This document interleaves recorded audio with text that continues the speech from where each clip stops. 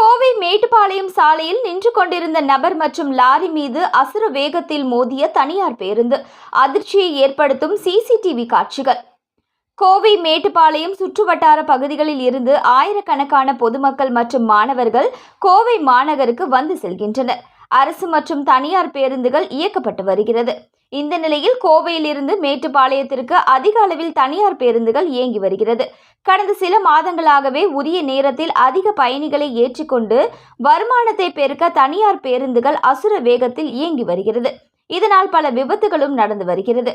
போக்குவரத்து மற்றும் காவல்துறையினர் ஆய்வு செய்து சோதனை செய்தாலும் பின்னர் மீண்டும் இதே போன்று அசுர வேகத்தில் தனியார் பேருந்துகளை இயக்குகின்றனர்.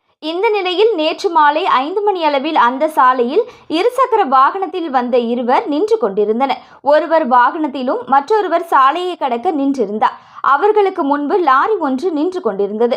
இந்த நிலையில் மேட்டுப்பாளையத்தில் இருந்து அதிவேகத்தில் கோவை நோக்கி வந்த தனியார் பேருந்து அங்கு நின்று இருந்த இருவர் மீது மோதிவிட்டு லாரி மீது மோதி நின்றது.